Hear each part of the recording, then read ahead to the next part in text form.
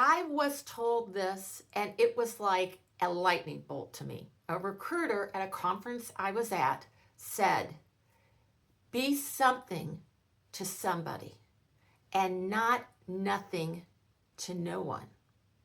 Many of you are being nothing to no one in your job search. So today in this video, we're going to talk about that. Hi, I'm Shelley Piedmont, a former recruiter turned career coach, and I help you thrive and not just survive your job. Now, I know many people think that casting the widest net for their job search is the best strategy. Hey, they figure, you know what? I need a job now, so I don't want to limit my opportunities.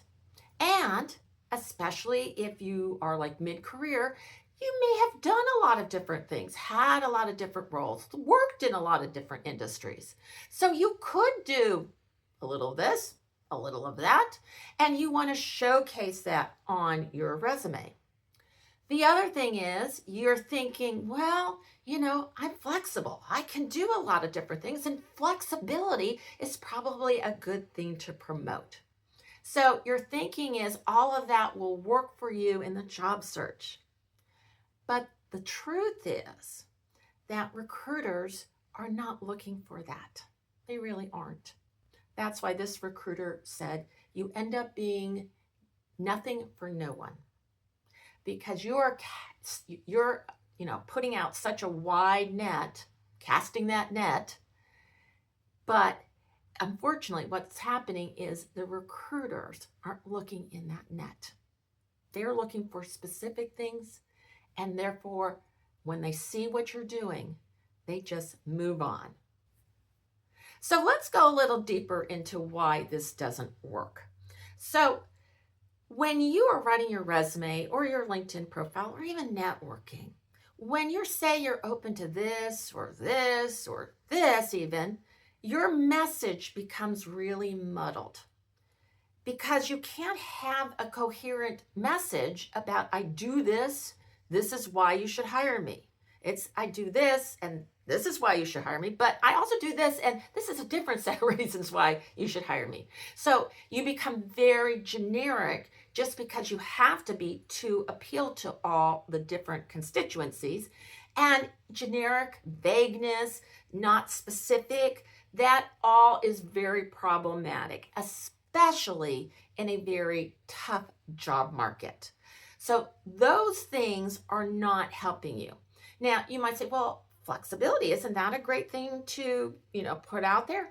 And yes, flexibility, adaptability, those are all great things, but that's not the number one priority for hiring.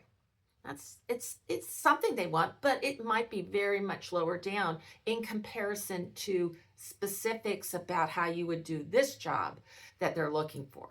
So that's why it can really be an issue. So let's think about an example.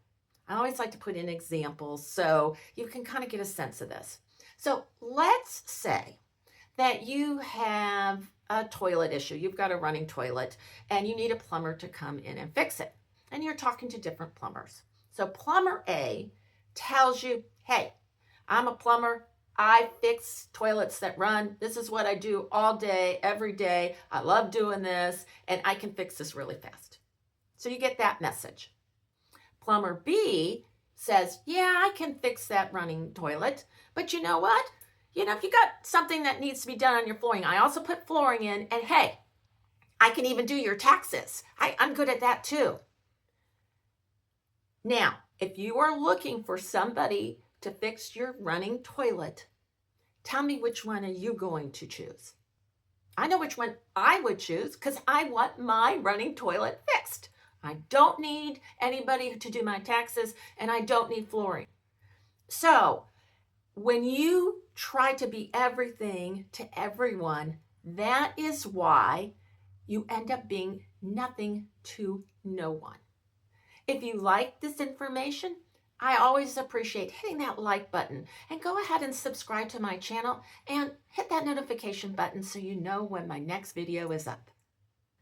So I do hear people say, well, Shelley, if I don't do that, I might miss out on opportunities. Well, let's talk a little bit about that. And I want to talk a little bit more about what happens when you actually narrow down.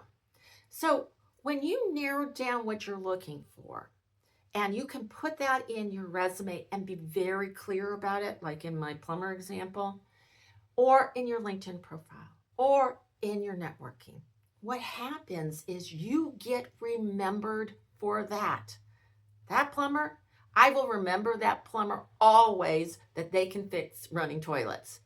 And that's important because people, your network, they want to help you, but it's easier for them to help you when they know how to remember you by. You are the person that can do such and such. And the thing about it for recruiters is they need to understand if you're qualified to do the job, that they can see you based on what you have there, that you've been doing what they need for you to do, and that is going to be repeatable, that they can trust because you've got instances of that on your resume and you have that narrow focus, that they know that they can put you in front of a hiring manager and that hiring manager can see you doing that work. So there's that trust factor. Another thing is being able to be referred. You are the person that people will know. Yes, I can refer this person for the job because I know that they have done this. I have seen their resume. I have worked with them and I know them for this.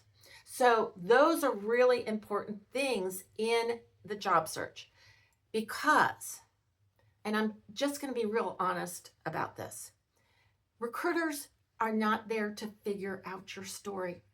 They're not. They don't have time. If they had all the time in the world, maybe they would sit there and they would think about and see how all these things connect, but they don't. They got a lot of applicants. And even if they're proactively looking, they're looking for certain things. You need to have that on your resume. You need to have that on your LinkedIn profile. And if they can't see easily how you fit for this role, they're going to move on. They just are. And, it's nothing against you, but they have a job to do. And they got to find the best person for the role. And if they don't see it in you, yeah, they're going to move on. So that's why you want to be something to somebody and not nothing to nobody.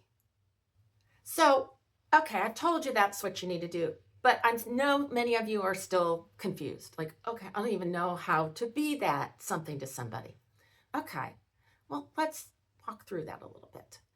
First of all, think about what you have done in your career. What are you known for? What types of problems have you solved? What do you enjoy doing? What lights you up? Those are ways to think about how you can be something to somebody. Now, I go through a process with my clients, but what we do is we think about, okay, what are your strengths? What are your superpowers? Things you do better than everybody else. You want to know what that is because that is something you can do for others that has value. What are your motivating skills? We can do a lot of things, but we don't always want to do every one of our skills. Some of them are motivating skills and some are burnout skills. So what are your motivating skills? Because if you're motivated to do it, you're likely doing it well. What are your values? How does that apply to different roles? For some employers, your values will be valuable for them. And then, of course, what are your interests? What do you like doing? What makes you go into certain areas, or why do you like to do certain roles? That's really important. So you need to step back, think about all of that, and that will be a key to what you offer. So let's think about it. You could call yourself an operations director because you can do a little bit of this, a little bit of that. But I'm going to tell you, that's kind of generic. It's vague. Don't know what that really means. What you can do is think about yourself as, you know what? I'm actually an operations director in healthcare. And what I do best is I promote patient satisfaction while also reducing costs. See the difference? Operations director, very generic, or I am an operations director and this is what I do. That makes you stand out in the job search. And that is what will help you get the jobs you want. So tell me, have you in the past made yourself nothing to no one? And how did you change that? Let me know in the comments.